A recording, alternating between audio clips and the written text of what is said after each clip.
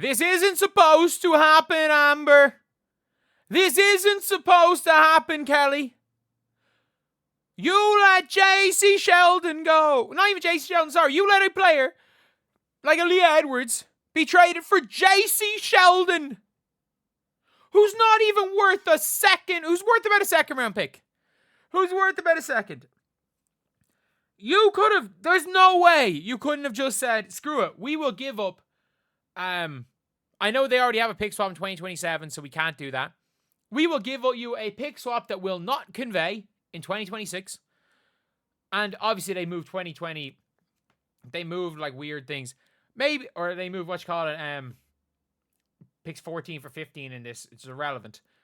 But like, why did you not just go, we'll give you Dantas in 2 seconds? You know, Dantas can be a vet for these young players, a power forward. And we'll give you 2 seconds for her.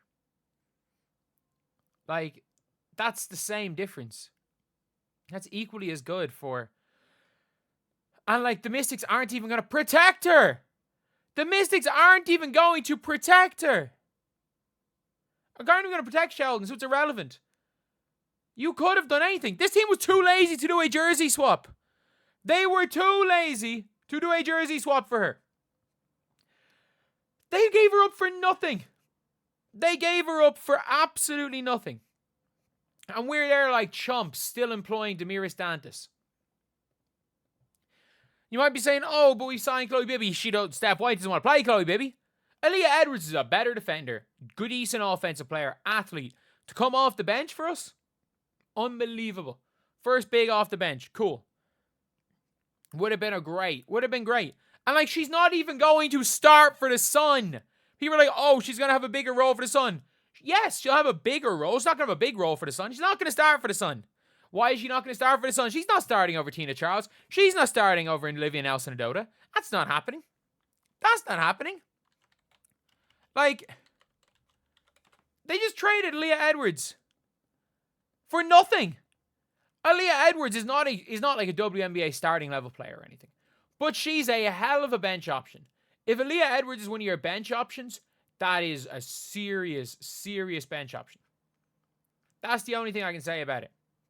Is if she is a bench option for your team, she is an absolutely fantastic bench option. And she was available for next to nothing on a rookie deal. Like, you likely wouldn't have had to give up KK.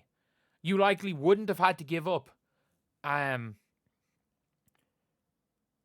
Ari or a Coulson for locker room or a Hull. You probably wouldn't have had to bring up any of them. And if you want to say, like, oh, Lexi Hull's as good as, or Jay Sheldon's as good as Lexi Hull, then what sport are we talking about? What are we talking about? Like, J.C. Sheldon's going to come in and be playing point guard for the Washington Mystics, like. She's coming in probably as a starter.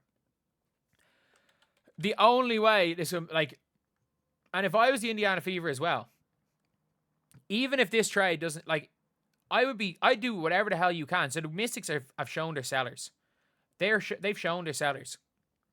I would give them a second round pick just to get off Damiris Dantas and give us Steph Dolson. Give us Steph Dolson. Like, I know Dolson's minutes or Dolson's points per game are horrendous, but like, look, Steph, we've seen Steph Dolson a year ago. You know what Steph Dolson can do.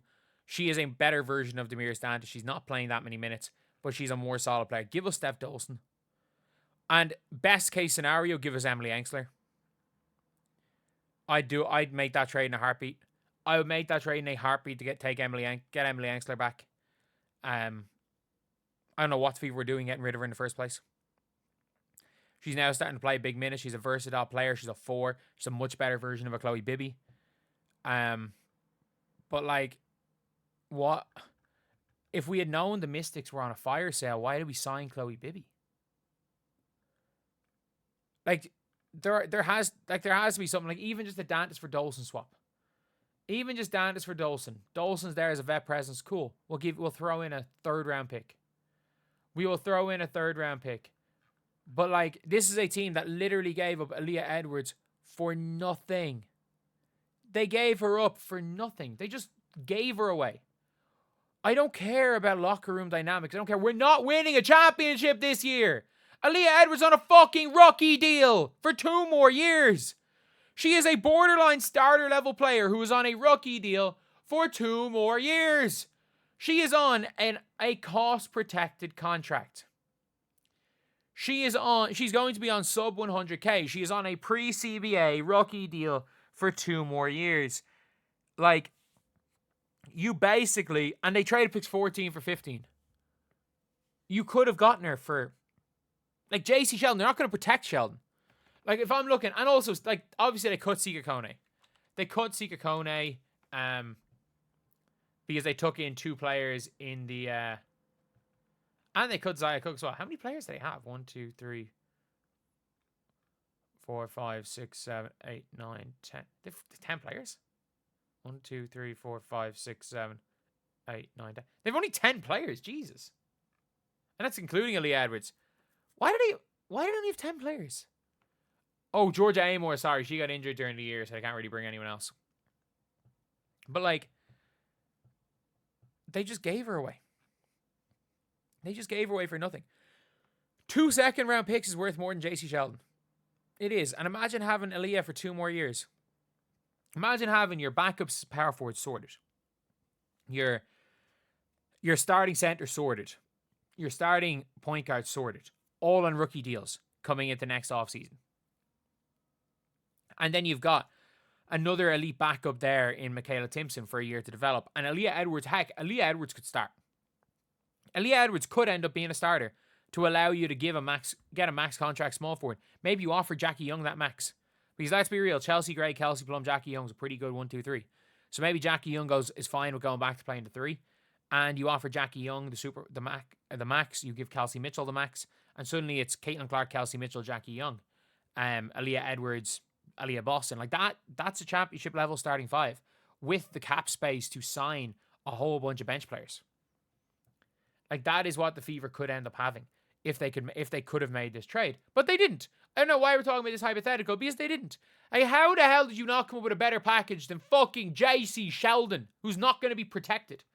Like, this team, we know, this team is going to protect Shakira Austin, Georgia Amore, Sonia Citron, Kiki Iriafen, and I would protect Lucy Olsen over her. Lucy Olsen is a couple of years younger.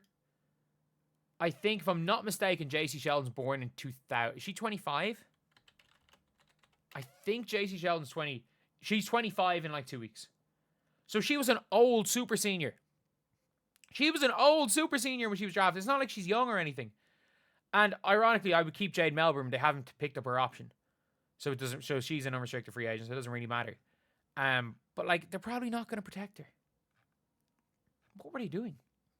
And why did they get rid of Sika Kone for no reason? But yeah, like, come on. The Mystics are going through a fire sale. We can improve by them. We can improve based on the Mystics roster.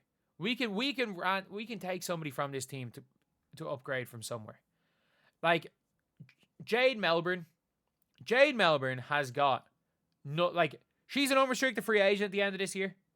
The Mystics did not pick up her option. They don't want to keep her.